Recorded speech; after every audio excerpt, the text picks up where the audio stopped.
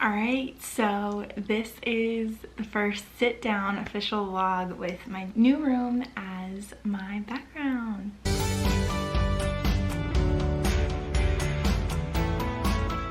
I don't know why I look like such a ghost today. I think the sun it's very cloudy today, and so yeah, I look like I am so pasty. Don't know why.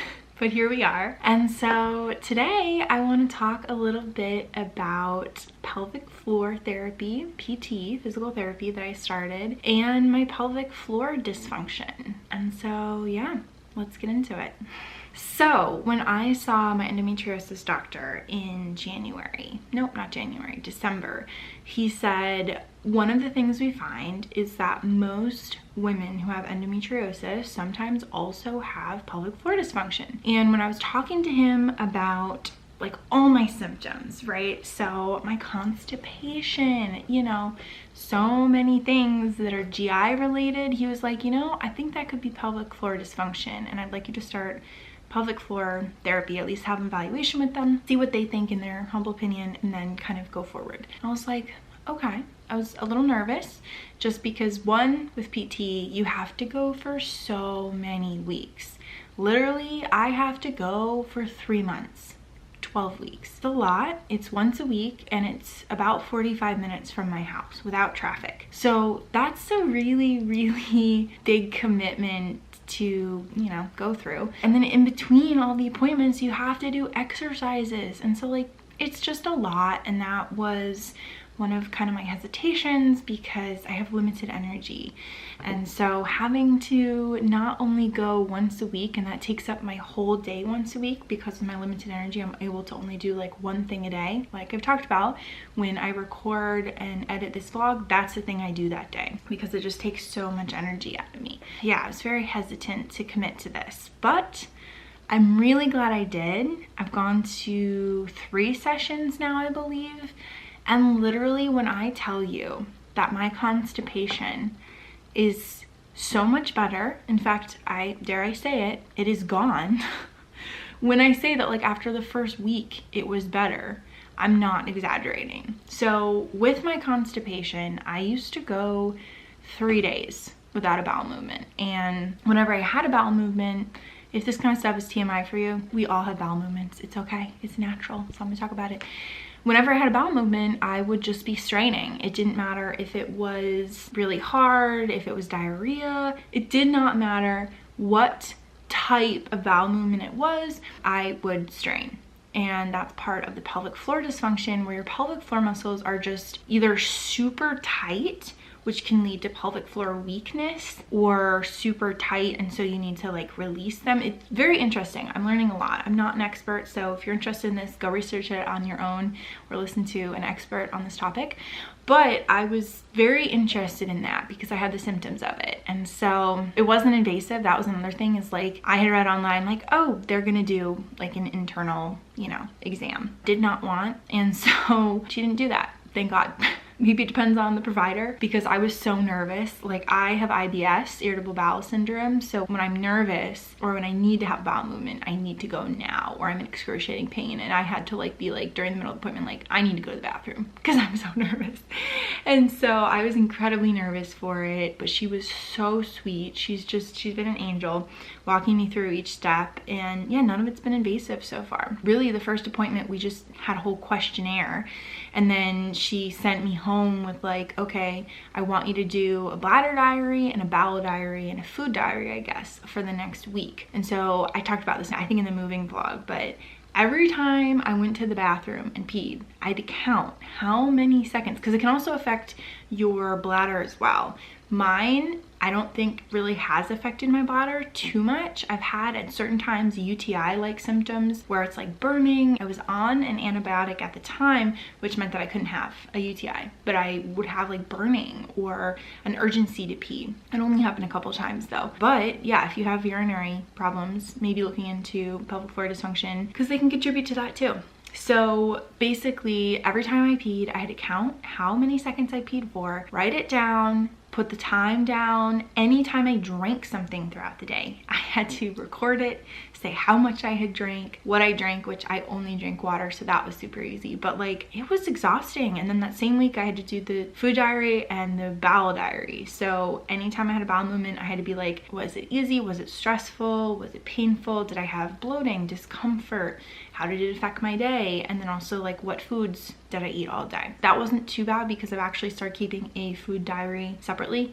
And so that really wasn't too bad because I would just transfer over information from that and fill it in. But like, it was a lot of information to keep track of throughout the week. And that was our moving week too. So it was a lot, I'm not gonna lie. So anyway, we did all of that and she was like, yeah, honestly, not concerned about your bladder stuff at all. It's normal to pee, normal to have like 7 trips to the bathroom to pee a day, 7 to 8, and then like 1 during the night. And a problem is that I have been taking herbs from my acupuncturist and it is a lot. Like, they are hard pills. So I take 1 full gulp with 4 different pills and then 2 other gulps to get these other little ones down, and then some extra water to make sure they're not stuck in my throat. That's before bed.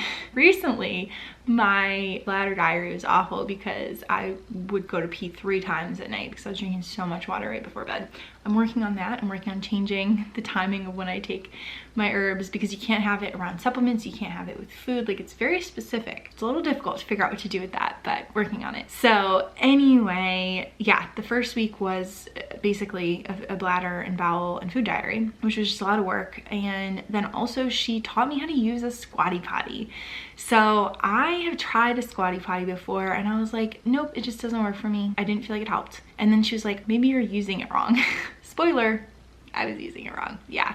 Basically, for anyone who has a squatty potty and wants to know the correct way to use it, you put your feet on it. You can also use a little step stool or something in front of you. You want your knees to be higher than your hips, according to the handout I was given.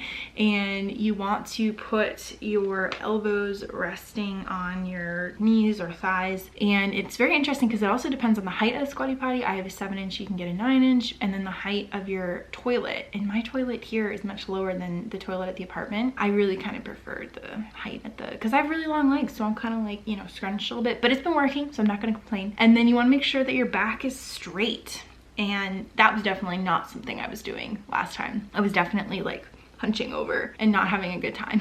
You also want to bulge out your abdomen and then do diaphragmatic breathing. I've been struggling with diaphragm breathing. Basically, your pelvic floor is also connected to your breathing. It's connected to a bunch of different things in your body. And we figured out that my diaphragm is really tight. And so I've been having to do diaphragm exercises as well.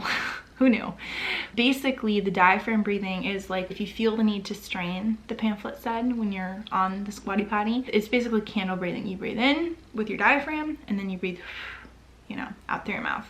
And when I tell you that that changed my life, I am not exaggerating because my bowel movements have been easy. I've not been straining. This is definitely gonna be TMI for some people, but I had hemorrhoids. Like, I basically have the body of a 90-year-old person, but it was awful. Hemorrhoids are so bad. I hope that none of you have to experience them because they're really, really itchy and painful and not a good time from all the straining that I was doing on the toilet. And so I like have not been straining to have a bowel movement since I started using the squatty potty in the correct way. I also do a colonic massage. Okay, I'll show you. You go down like this a bunch of times. Then the next thing you do is go over and down a bunch of times. Then you go up, over and down a bunch of times. That's been helping. You can do that like right before you go, in the morning, at night. I've just been doing that a bunch because I'm like, if it helps, I'm gonna do it a lot. All of those have been helping, and then I've been doing a ton of other exercises for my diaphragm. And I was telling her that my stomach gets so tight when I am stressed, like when I'm in therapy or when I'm nervous for doctor's appointment or nervous for anything, my stomach just, it clenches, it holds all of my stress. And so she was like, okay, what we're gonna do is we're gonna also work on some exercises for your vagus nerve, which is hilarious because my PCP is working on that with me. Like, I'm working on vagus nerve stuff all over because that gets you into the rest and digest state, and it keeps you out of the fight or flight, which I'm desperately trying to stay out of for sure. And so I've been working on exercises for not only my diaphragm, but for the vagus nerve. We've been really working on the diaphragm because, I don't know, it's really hard for me to breathe and from my diaphragm, and we think that's because it's super tight. So that was something that was really interesting with starting pelvic floor PT, because like I thought the pelvic floor PT was only gonna be dealing with stuff down there, maybe invasively. I'm like, no, like we're working on diaphragm breathing. Like that is, it just feels like it's in such a different spot, but the results say that that's the right thing to do, because boy is my constipation like so much better. So now we're just working on kind of my endo pain and trying to do tension release massages in my abdominal area, because I'm so tight, not only in my diaphragm but in my abdominal area. Like she's trying to like massage it and release and stuff, and I just could not release. A problem was also last week I had my ovulation pain, and that's my like monthly really painful endo pain, and that was actually really bad again this time. And so I think I also kind of irritated it because I was doing abdominal massages and it wasn't happy with that when I was in so much pain. And then I figured out, oh, that's why it's so painful. Yeah, I forgot where I was in the month. So all of that has been incredibly interesting. It definitely does add a lot to my morning routine and my nightly routine. And I've also had to adjust some of the exercises because, like, one, I have a bad shoulder, and she had me do it in the office and my shoulder just said no.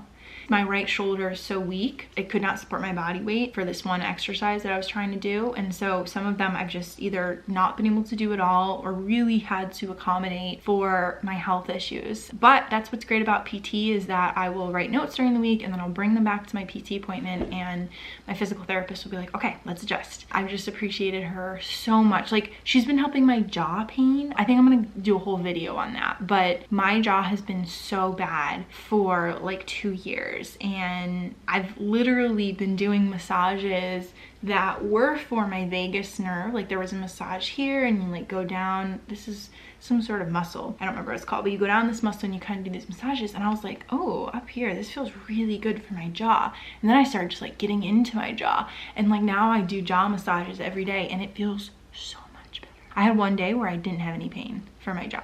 So that's gonna be a whole other video. But yeah, I just feel like I'm on such a journey right now with my health and trying different things. Like I said, like the PT is leading me into like relieving my jaw pain and helping with diaphragm breathing. It's just been such a fun journey. I'm not even like a third of the way through.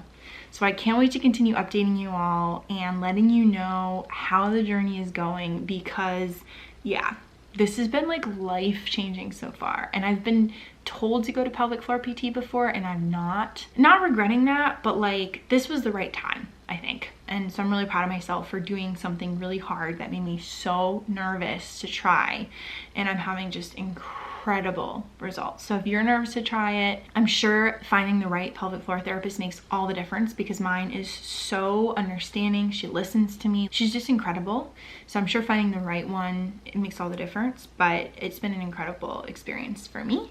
And so I can't wait to continue updating you all. And I have so many like vlog ideas and footage I've been filming for you all. And so yeah, stay tuned, because I have more health updates. I have more room updates as I'm putting my room together. This is new. Y'all haven't seen this in the vlog yet. So I have a lot of footage that I've been recording, and I can't wait to show you all. So I'm just feeling so grounded still and so grateful on this health journey right now. And so I can't wait to continue updating you all as we go. I will talk to you all soon, my friends. Let me know if you've ever done pelvic floor PT, what your experience was like, if you have any tips for pelvic floor PT or pelvic floor dysfunction, and I will talk to y'all soon.